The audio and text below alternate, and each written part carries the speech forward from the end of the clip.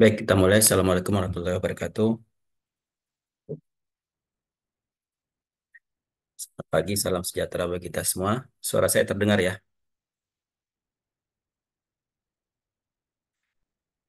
Terdengar jelas, Bro. Baik, kita eh, lanjutkan materi kuliah kita untuk mata kuliah Teknik Pemulihan Tanaman Perkebunan. Ya, pada hari ini kita akan berdiskusikan tentang teknik seleksi massa. Ya, jadi eh, seleksi massa itu adalah seleksi yang paling tua, seleksi yang paling awal ya, ketika manusia mulai melakukan budidaya tanaman atau bercocok tanaman, ketika mengambil atau menggunakan sumber daya genetik dari alam ya, yang disebut dengan domestikasi.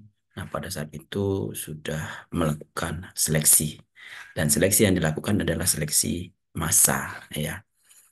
Nah, jadi menyeleksi tanaman-tanaman sesuai dengan perform, sesuai dengan penampilan ya, dari tanaman tersebut, dan tentu sesuai dengan keinginan atau preferensi konsumen, preferensi manusia pada saat itu.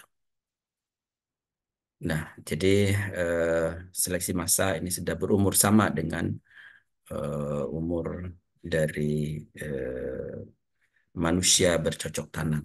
Ya.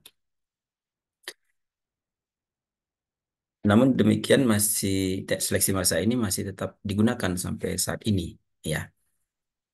Dan eh, seleksinya didasarkan kepada penampilan atau fenotip yang tampak, ya, tanpa adanya kajian genetik, tanpa adanya pengujian genetik, tanpa adanya progeny test namanya, ya. Jadi benihnya hanya diseleksi dari tanaman-tanaman yang terseleksi, dikumpulkan, dijadikan satu. Tentu fenotip yang dituju adalah di apa sudah direncanakan ya, sedemikian rupa kira-kira karakter apa yang nanti akan dihasilkan, menjadi tujuan dari seleksi tersebut ya. Jadi didasarkan kepada penampilan fenotip ya, tanpa ada kajian genetik. Jadi apakah dia karena genetik atau faktor lingkungan tidak diketahui. Ya, yang bagus, yang sesuai preferensi itu dipilih, dan tanaman-tanaman yang serupa yang tadi sudah dipilih itu di bulk itu dikumpulkan benihnya, dijadikan satu, kemudian eh, baru ditanam pada generasi berikutnya untuk diseleksi massa kembali. Ya. Nah, tujuan dari seleksi massa adalah untuk mengurangi keragaman genetik dari suatu populasi. Jadi, eh, misalnya pada kasus tertentu itu varietas yang sudah dilepas cukup lama, ya, sudah kapas misalnya, sudah dilepas misalnya kapas berseri bebas gitu ya. Kapas termasuk tanaman perkebunan saya kira. Lalu sudah digunakan masyarakat, sudah digunakan oleh petani ya bertahun-tahun, dan eh, perlahan-lahan ada sedikit-sedikit perbedaan perubahan dari deskripsi yang telah ada. Ya, nah dengan demikian maka eh, harus dikembalikan kepada deskripsinya, ya, yang tadinya sudah mulai beragam, apakah itu warna daun, ya, warna bunga, ya kalau ada variasi bunganya, dan berbagai macam yang berbeda dengan skripsi itu dibuang, dikurangi keragamannya, kembalikan kepada deskripsi awal, ya. Atau dalam hal misalnya eh, varietas lokal ya, jagung misalnya, kalau contohnya tanaman semusim ya, jagung jagung ketan misalnya di Sulawesi atau di Kalimantan Sulawesi saya kira yang paling banyak itu ada eh, jumlah tongkol misalnya yang akan di diseragamkan ya, yang ada jumlah tongkol yang dua, ada jumlah tongkol satu misalnya untuk meningkatkan jumlah tongkol, keragaman-keragaman yang ada dikurangi sehingga yang jumlah tongkolnya satu dibuang, dikeluarkan ya, diseleksi, ambil yang jumlah tongkolnya dua misalnya. Jadi dengan demikian maka menuju keseragaman. Yang berikutnya adalah secara eh, apa eh, secara bersamaan ini meningkatkan frekuensi gain yang diinginkan, yang tadinya misalnya ada kalau jumlah tongkol jagung cuman ada dua dan satu, dan yang jumlah tongkol duanya itu kurang dari 50% ya, kemudian diambil semua yang bertongkol dua jagung eh, ketan tadi, lalu kemudian ditanam pada generasi berikutnya, pada musim berikutnya, itu diharapkan frekuensi gennya meningkat sehingga fenotipe yang bertongkol dua itu sudah lebih dari 50%.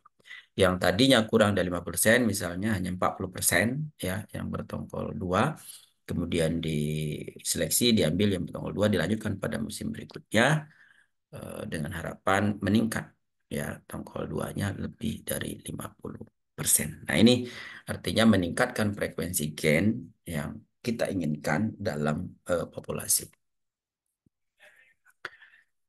Dengan demikian, maka kegunaan seleksi massa itu memperbaiki populasi landrace. Populasi landrace itu adalah populasi-populasi varietas lokal, ya. Jadi perbaikan populasi varietas lokal.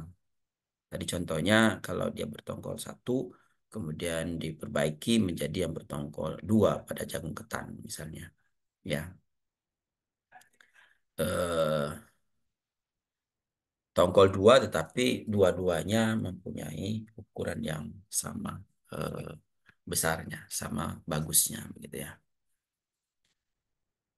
Eh, ini tentu digunakan untuk tanaman-tanaman yang diperbanyak menggunakan biji, ya.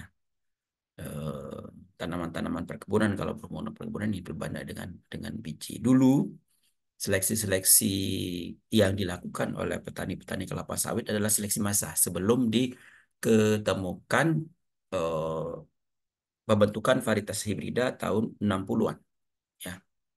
Jadi 60-70-an itu mulai dirakit varietas hibrida pada kelapa sawit. Saat ini semua varietas komersial itu adalah hibrida dari kelapa sawit.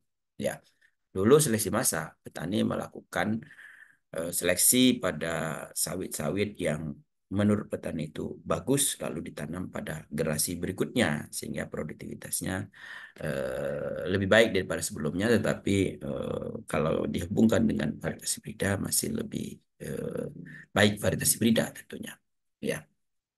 Nah, bagaimana dengan tanaman-tanaman perkebunan yang diperbanyak menggunakan eh, vegetatif, ya, apakah itu stek misalnya pada teh, kulasi, ya pada kakao atau pada kopi, ya, pada karet.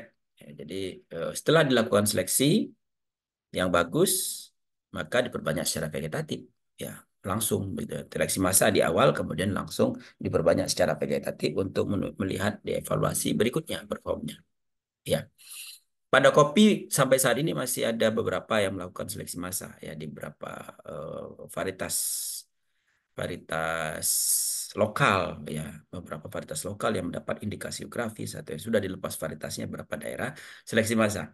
Jadi kopi-kopi yang punya produktivitas tinggi, ukuran bijinya tertentu, ya, apakah itu Arabica atau Robusta, itu diseksi, diambil, dikumpulkan, kemudian ditanam pada generasi berikutnya dengan harapan bahwa frekuensi gen tadi meningkat, ya, sesuai dengan karakter yang diinginkan. Ya. Kemudian kegunaan seleksi massa berikutnya adalah pemurnian varietas galur murni untuk mempertahankan identitas varietas. Ini biasanya untuk tanaman yang menyerbuk sendiri ya. Kalau pada kopi kemungkinan itu pada kopi Arabica misalnya gitu ya. Kalau perbanyakan benihnya menggunakan perbanyakan tanamannya menggunakan benih. Nah, di beberapa tempat petani masih menggunakan benih untuk perbanyakan ya.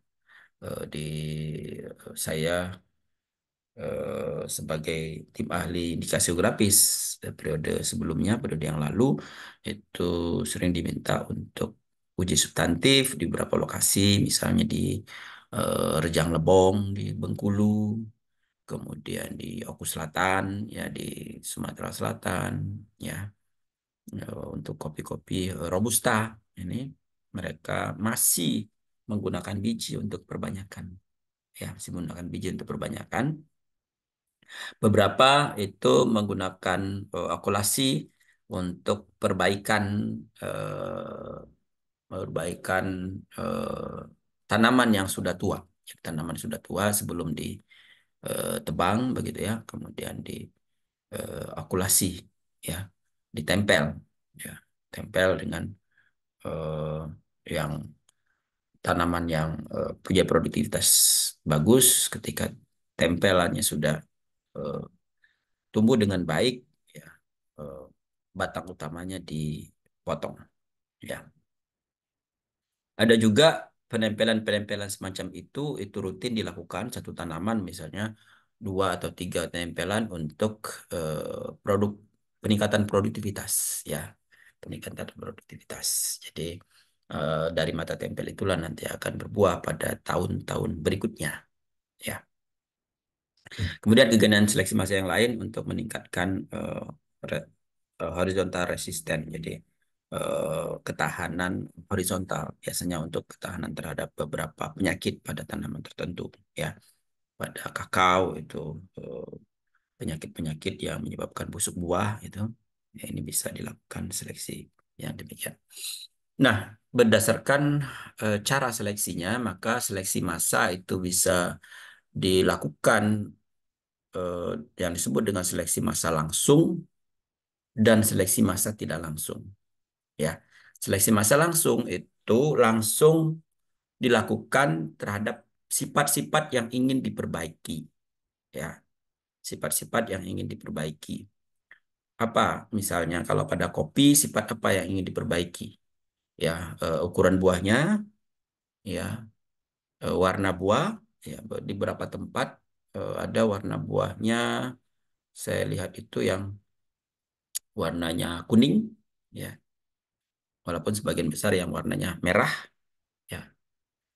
Eh, Biasanya arahnya kalau seleksi massa langsung itu terhadap karakter produktivitas, ya, kecepatan dalam berproduksi, kemudian berapa jumlah biji dalam satu dahan, ya, kemudian kelebatan berbuah, ya, rutin berbuah, responnya cepat terhadap lingkungan untuk berbuah dan seterusnya, ya.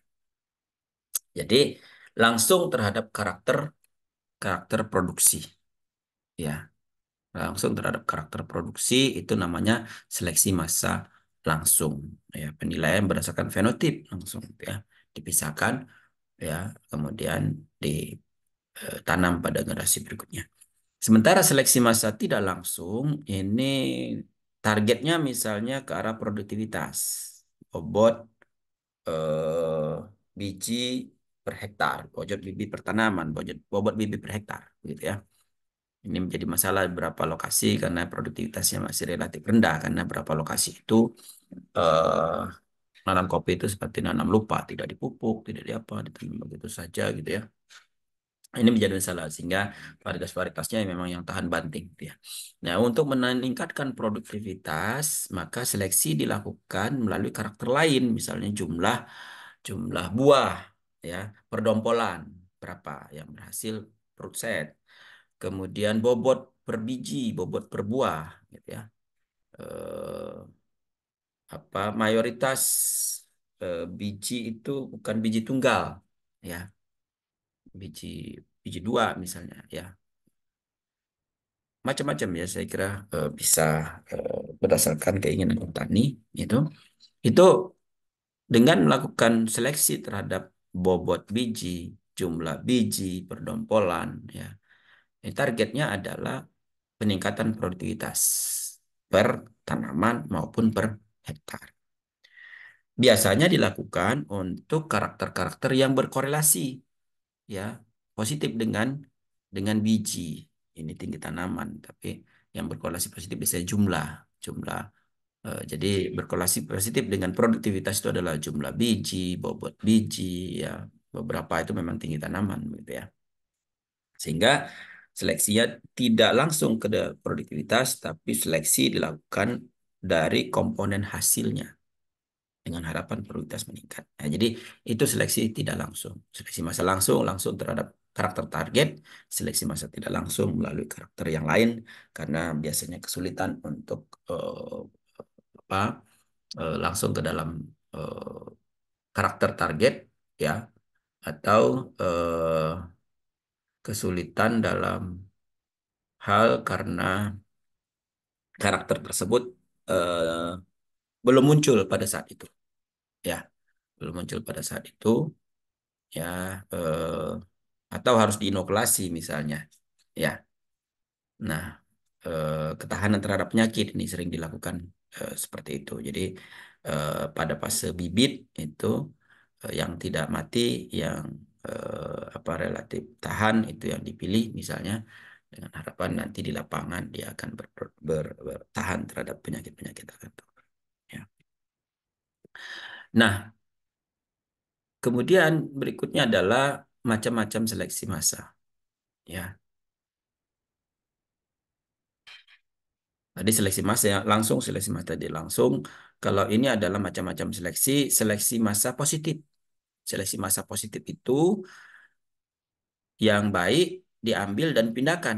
Tanaman yang punya fenotipe yang baik diambil dan dipindahkan dari lahan. Biasanya jumlah tanaman ini yang bagus-bagusnya belum banyak ya di dalam populasi tersebut. Ya, pada kapas misalnya ya. Dari sekian banyak kapas, lalu kemudian ada 10% yang mempunyai warna daun yang berbeda, yang ungu tua misalnya, warna daun tua misalnya berhubungan dengan eh, apa luas daun dan kemudian berhubungan dengan produktivitas misalnya seperti itu. Maka tanaman-tanaman yang terpilih itu diambil, dicabut dengan hati-hati, kemudian dipindahkan ke tempat lain. Ya,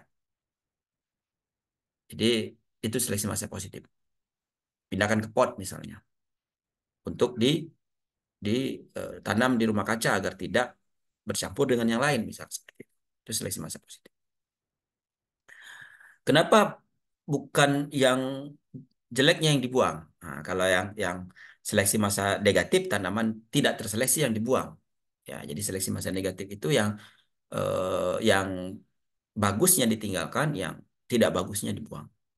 Ya, biasanya karakter-karakter yang dalam populasi tersebut itu banyak yang bagus, belum banyak yang bagus, maka seleksi massa positif yang bagusnya dipindahkan. Kenapa? Karena kalau yang bagusnya ditinggalkan di lapangan, tanaman terlalu sedikit, lapangan jadi gundul, semuanya dicabut. Ya. Jadi kalau misalnya 10% yang bagusnya, berarti 90% harus dicabut kalau seleksi massa negatif. Ini sayang lahannya. Ya. Jadi seleksi massa negatif itu membuang yang tidak diinginkan. Kapan kita melakukan seleksi massa negatif? Biasanya pada generasi lanjut yang kira-kira tanaman yang tidak terpilih itu tinggal sedikit, misal 10%. Jadi kalau tanaman yang tidak terpilih itu tinggal 10%, maka dilakukan seleksi massa negatif. Yang jelek dibuang. Ya. Kemudian berikutnya adalah seleksi massa metode Hallet 1869. Itu dilakukan pada lingkungan yang optimum. Ya, agar penampilan tanamannya bisa maksimum, bisa kita lakukan evaluasi dan seleksi pada karakter-karakter yang misalnya berhubungan produktivitas, karena produktivitas sangat terkait dengan lingkungan biasanya. Maka lingkungannya dibuat optimum. Nah, tanaman yang terpilih berarti itulah potensi hasil yang bisa nanti kita apa namanya bisa kita identifikasi. Potensi hasil itu akan muncul kalau lingkungannya optimum. Ya, apakah itu pemupukan, jarak tanam, ya, eh, pengairan, ya, cukup, ya, dan seterusnya. Penggunaan apa namanya pengendalian hama dan penyakit, ya, sehingga tidak ada yang terserang hama dan penyakit sehingga optimum. Yang sebaliknya ini nomor 4 adalah seleksi metode Rimpaus 1867. Tanaman ditanam pada lingkungan yang minimum. Ya, sehingga kalau tanaman itu berpenampilan baik, berarti genetiknya baik. Ya, minimum lingkungan yang minimum yang tercekam bagi tanaman tersebut. Misalnya, ya, kopi Arabica itu bagus jika ditanam di atas 1.000 meter di atas permukaan laut. Ya, kalau ditanam di bawah 1.000 meter, maka akan tercekam dianya. Nah, untuk menyeleksi kopi-kopi Arabica yang berpotensi bagus di dataran rendah, maka kita coba ya tanam ya bagi tanaman-tanaman yang mampu bertahan dengan baik, berarti genetiknya adaptif terhadap dataran rendah. Biasanya diturunkan pelan-pelan dari 1.000 ke 600, dari 600 ke 400, baru ke di bawah 400. Jadi dari dataran tinggi ke dataran medium, dari dataran medium ke dataran rendah. Ya, ya. Saat ini eh, apa kopi-kopi Arabica itu mulai ter, apa tertekan ya luasan lahannya karena pemanasan global menyebabkan dataran tinggi pun suhunya mulai meningkat ya. Sehingga misalnya di Bengkulu itu di atas 1.000 itu nanamnya robusta ya. Robusta rasa Arabica di beberapa tempat juga di Sulawesi itu juga nanamnya robusta di dataran tinggi. Ya, nah jadi dengan demikian jika Arabica ditanam di lingkungan yang suhunya tinggi, ada misalnya tanaman-tanaman yang dapat bertahan, itu yang diseleksi yang kemudian dilanjutkan pada generasi berikutnya. Jika konsisten, maka bisa dilepas menjadi varietas baru. Ada pertanyaan sampai di sini? Silakan.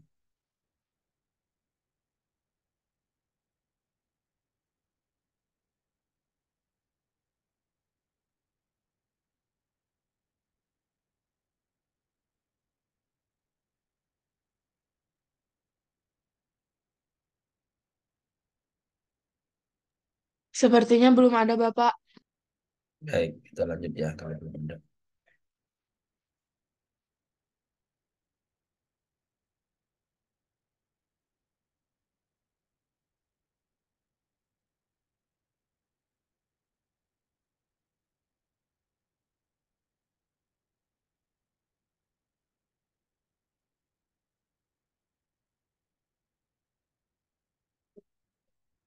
Berikutnya adalah kalau tadi bagaimana keunggulan dari seleksi massa mudah, murah, ya, tanpa ada uji turunan progenites. Progenites itu melihat dites dengan genotipe-genotipe lain disilangkan.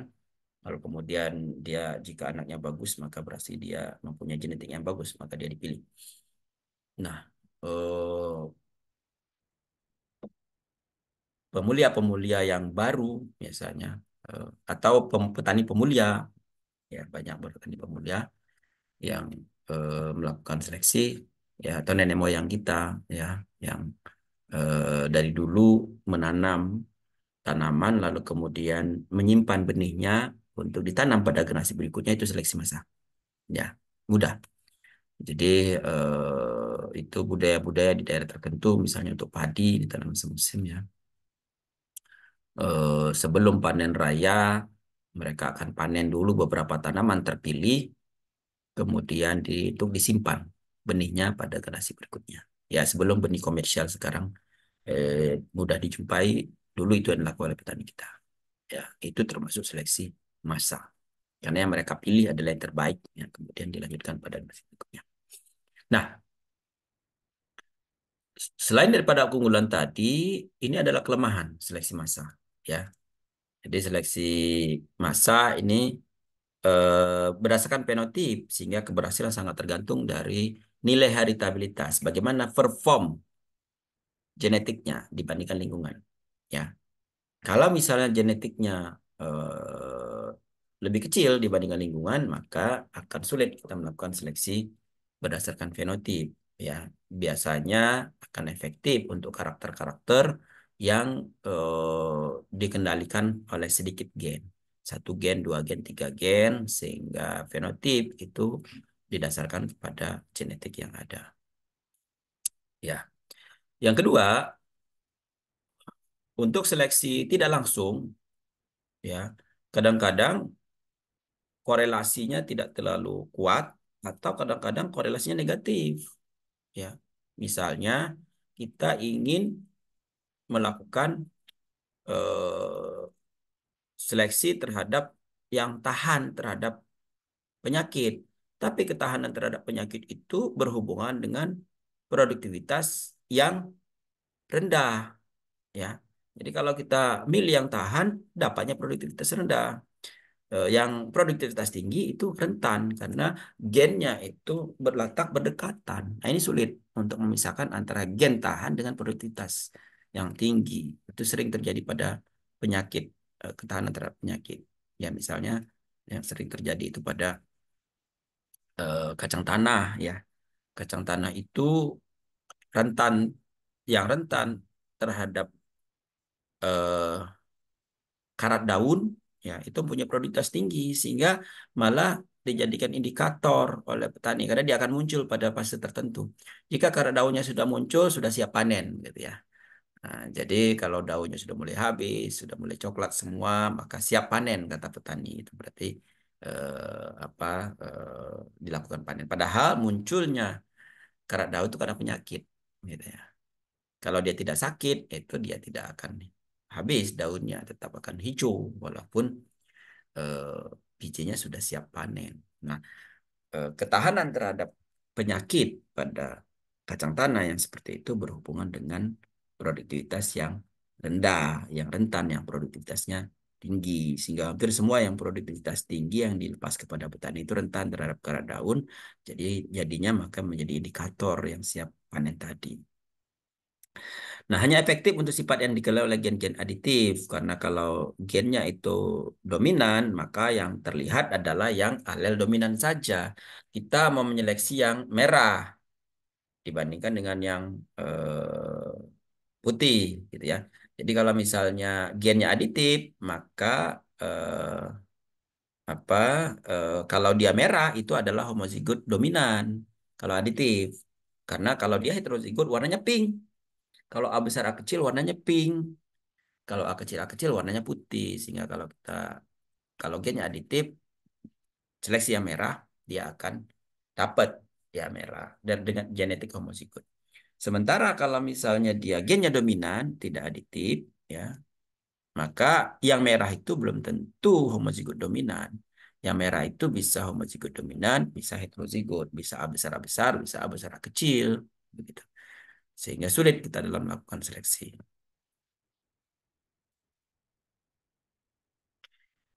Bagaimana tahapannya seleksi massal? Yang pertama identifikasi, kira-kira kita menginginkan karakter yang seperti apa. Yang berikutnya setelah kita identifikasi karakternya yang mana yang punya produktivitas tinggi yang kita inginkan tahan terhadap penyakit. Kemudian pilih tanaman itu sesuai dengan karakter yang kita harapkan. Ya, fenotipnya. Kemudian benihnya dipanen, ya, dicampur tanpa ada uji progenites, ya, tanpa ada uji progeni, lalu kemudian diperbanyak. Pisahkan tanaman-tanaman yang tidak dikehendaki, ya. Kemudian sisa panen itu di bulk dan tanpa uji progeny test.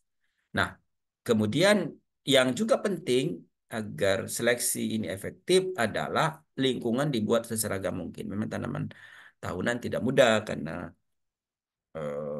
jarak tanamnya lebar sehingga lingkungannya pasti akan luas ya. 1 hektar saja kalau pada kelapa sawit itu hanya 136 tanaman, ada juga yang sampai 150. Nah, 1 hektar itu bisa jadi variasi lingkungannya besar. Nah, kalau variasi lingkungannya besar, seleksi massanya akan sulit karena kita akan terambil tanaman-tanaman yang subur misalnya. Padahal tanaman-tanaman yang bagus produktivitasnya itu karena dia subur. Ya, di lingkungan mikro yang tidak subur itu terlihat tanamannya merana, tidak kita pilih. Nah, jadi kesuburan atau produktivitas tanaman yang bagus itu karena lingkungan yang bagus. Nah, ini maka usahakan tindakan-tindakan budidaya itu dilakukan seseragam mungkin agar penampilannya tidak banyak variasi lingkungannya. Ya, pemupukan harus sama, kendali penyakitnya harus sama, semua harus sama, meskipun lingkungan mikronya mungkin tidak bisa dikontrol sama 100%. Tapi tindakan budidaya itu harus diusahakan sama. Nah, ini contoh ilustrasi seleksi massa ya. Jadi tanaman-tanaman terpilih, kemudian dibulk menjadi satu, kemudian ditanam pada generasi berikutnya. Karena akan dibulk, maka yang kita ambil tanaman-tanaman itu yang punya penampilan mirip, jangan ada yang berbeda karena itu akan berpengaruh pada generasi berikutnya. Jadi pilih tanaman-tanaman yang memang punya penampilan yang mirip ya lalu dibulk lalu jadi. Nah, saya ingin cerita bahwa di Bogor dulu sebelum tahun 90-an ya atau 80-90-an itu petani-petani pemuda melakukan seleksi massal pada jagung.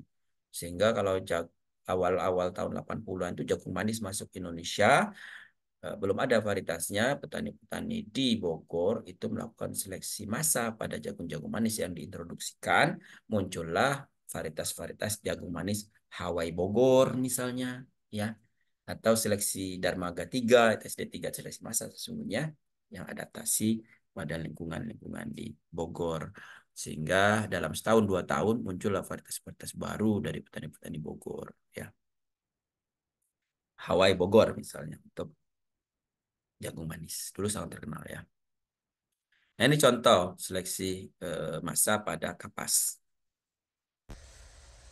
Okay, I wanted to talk a little bit about mass selection. It's a breeding procedure that hopefully in your plant breeding class you'll have learned and mastered. But I've got a good example here of a cotton in our cotton breeding program.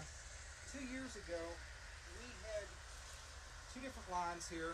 They were growing in close proximity to each other. We had an ochre leaf line. You'll notice the ochre leaf looking leaves here. And it was planted close to this other cotton plant that looks a little red. It's got maroon leaves there.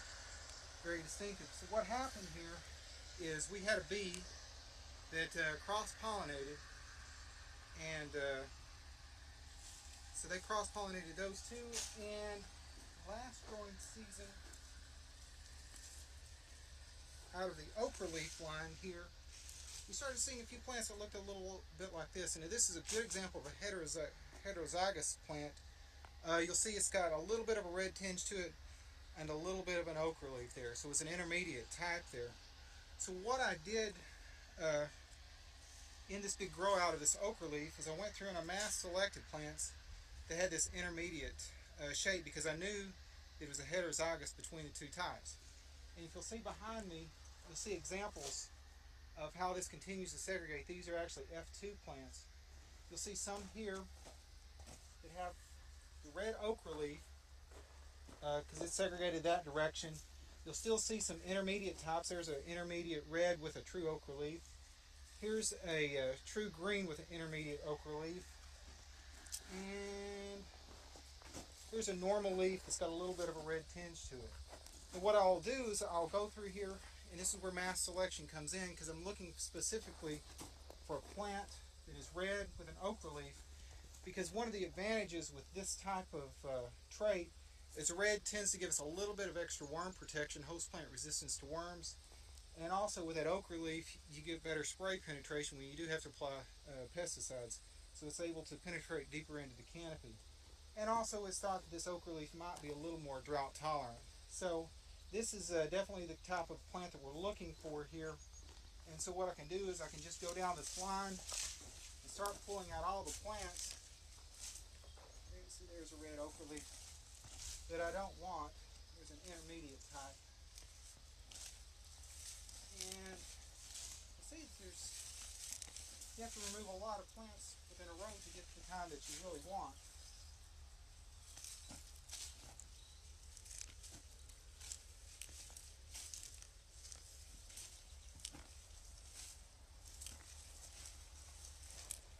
And we'll continue that until we just get these red intermediate tops, and that's mass selection. And if you look down here, here's some that I did a few days ago. And so what I'll be able to do is I'll be able to take rows that look like this and thin them down to rows that look like that with only remaining red ochre leaf tops. So in essence, that's a pretty fair example of mass selection procedure.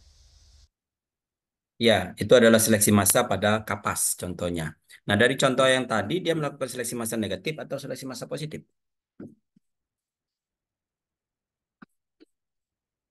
Ini pertanyaan ya.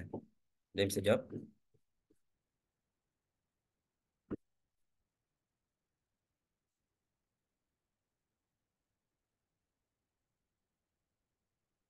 Halo?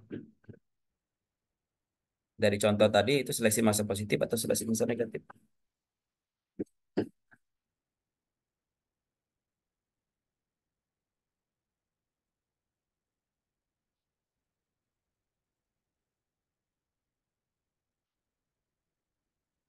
Tunggu ya jawabannya. Monggo teman-teman ditunggu jawabannya, ayo. Tadi memperhatikan nggak seleksi massa positif dan negatif?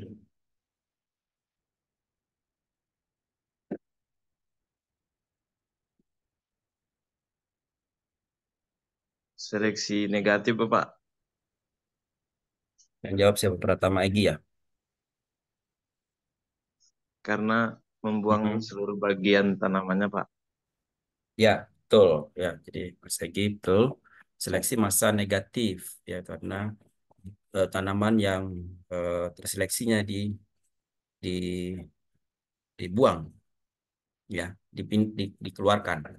Yang disisakan adalah tanaman yang bagus. Meskipun saya katakan tadi biasanya seleksi massa negatif itu yang disisakan lebih banyak dibandingkan dengan yang dibuang. Tapi kalau kita lihat contoh kapas tadi kurang dari 50% ya karena mereka lahannya luas jadi nggak masalah. Jadi kurang 50% yang tersisa yang warna daunnya itu agak eh, merah tua begitu ya, nggak keunguan, itu yang disisakan. Jadi dijelaskan bagaimana karakter-karakter yang diharapkan ya dari kapas tersebut. Itu yang diseleksi, yang kemudian disisakan.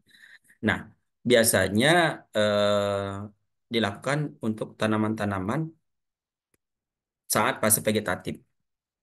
Ya, pada saat fase vegetatif itu sudah mulai dikurangi. Mana kira-kira yang diarahkan yang karakter vegetatifnya sudah terlihat ya bagus ya. Kemudian nanti pada saat dia mulai berbuah dikurangi lagi ya. Mengapa pada saat vegetatif itu penting lakukan seleksi? Karena kalau dia sudah berbunga terjadi persilangan perkawinan di antara satu itu akan lambat peningkatan frekuensi gen yang bagusnya. Jadi dia akan tercemar, yang bagus-bagus sudah tercemar dari yang kurang yang tidak diinginkan. Ya, jadi vegetatifnya dulu yang kira-kira jelek, yang kira-kira ini buang dulu. Kemudian nanti pada saat yang terseleksi itu, eh, pada saat mulai berbuah itu mulai diseleksi lagi, seleksi massa lagi, apakah itu positif atau negatif, sehingga yang terpilih betul-betul sesuai dengan harapan. Ya, jadi yang tadi yang jelek sudah dikeluarkan sehingga tidak mencemari yang bagus-bagus.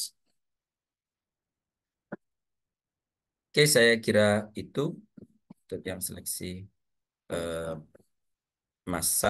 Ada pertanyaan?